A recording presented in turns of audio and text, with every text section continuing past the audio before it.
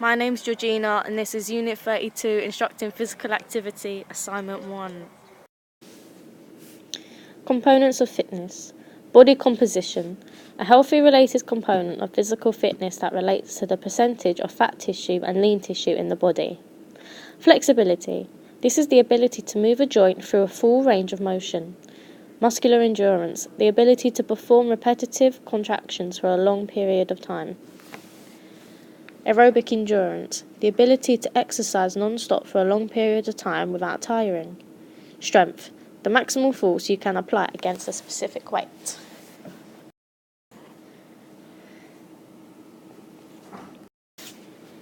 These are the physiological changes that happen in the body during exercise. 1. Hypertrophy. This is the enlargement of an organ or tissue from the increase in size of cells. Increased muscle tone. This is the continuous and the partial contraction of muscle. Decreased resting heart rate. This is when your heart is strong and is able to pump more blood. A strong heart needs to beat less times per minute than a weak heart that will have a high resting heart rate due to lack of fitness. Increased stroke volume. This is the amount of blood pumped by the left ventricle of the heart in one contraction. Then we have some lovely images. FIT principle. FIT stands for frequency, intensity, time, type. Frequency being how often you exercise, intensity how hard you exercise, time how long you exercise, type what kind of exercise you do. These all affect you when you exercise. For example, frequency. So if you're just new at training or new at doing an exercise, you're not going to go straight into exercising full-blown hours and hours. You're going to start gradually building your way up. Otherwise, you could seriously injure yourself. The same for intensity. If you're just starting out or you're not that fit, you don't want to start pushing yourself too hard and pushing yourself beyond your own limits and injuring yourself. Time, this depends on your body, or if you have, for example, breathing problems or something.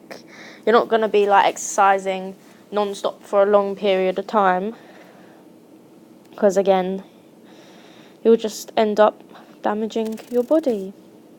Type, this is what exercise you do. You don't want to rush into, so for example, I'm not going to rush straight into lifting heavy weights. I'd start off with smaller weights because I'm not that strong. And again, if you did do this, you'd end up injuring yourself. What is PARQ? PARQ is a physical activity readiness questionnaire. This is a self-screening tool to help you decide if you are ready to exercise safely. This is because some people push beyond their own limit and end up injuring themselves. Risk assessment. What is a risk assessment? A risk assessment is being able to find a hazard, a risk, and a control measure to prevent the risk from occurring. This is important to carry out a risk assessment for your own safety, so you know the hazard and risks of the exercise you are about to perform. By putting the control measure in place to help prevent injury,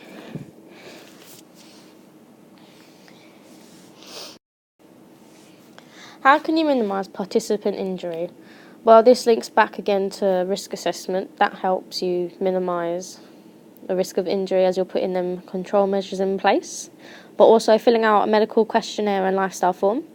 This will help when it comes to planning an exercise program to make sure you don't push beyond your limits or doing the wrong exercise for you.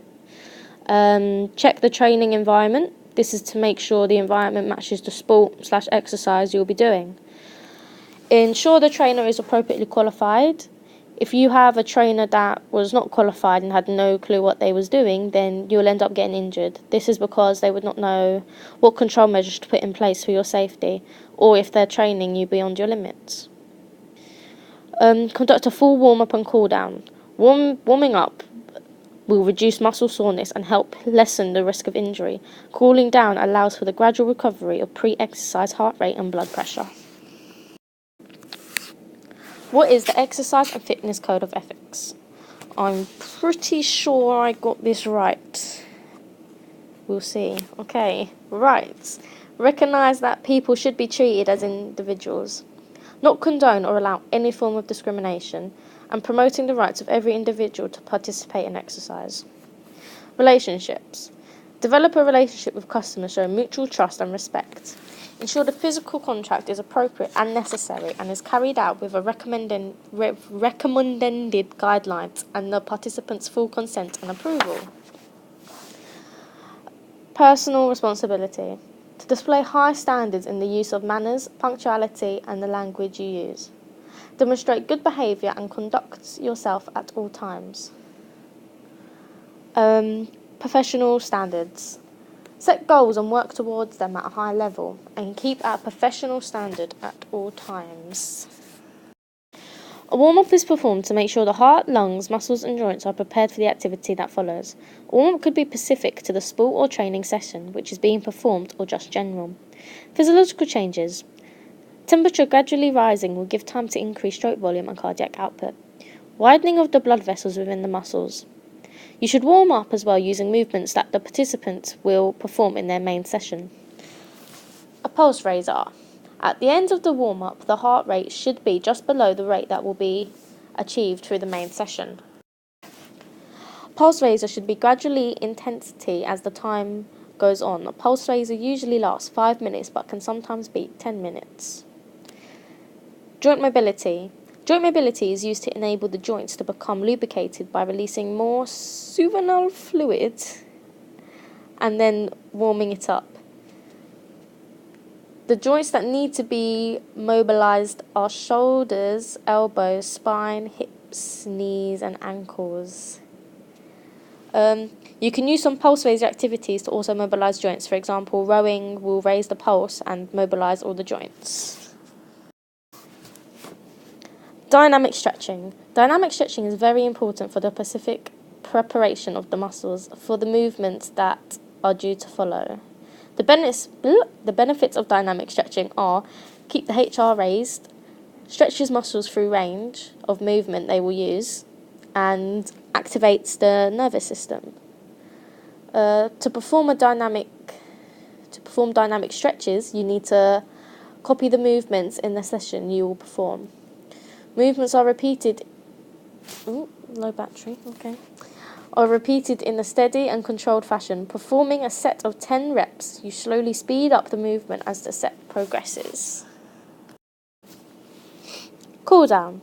A cool down is to help return the body to its pre-exercise state. The 4 main objectives: return the heart to normal, get rid of any waste product, return the muscle to the original pre-exercise length, and prevent venous pooling. Okay, contrain that word.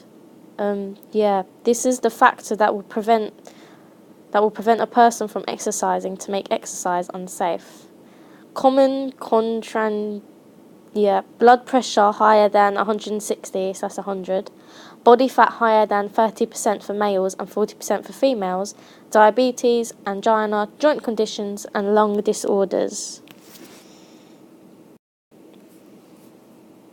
If you had someone who had just fainted or has just come from being ill, you wouldn't put them straight into exercise. You'd first go get them examined by GP, doctor, them people, before putting them straight into exercise, because this would be making it unsafe and putting their safety at risk.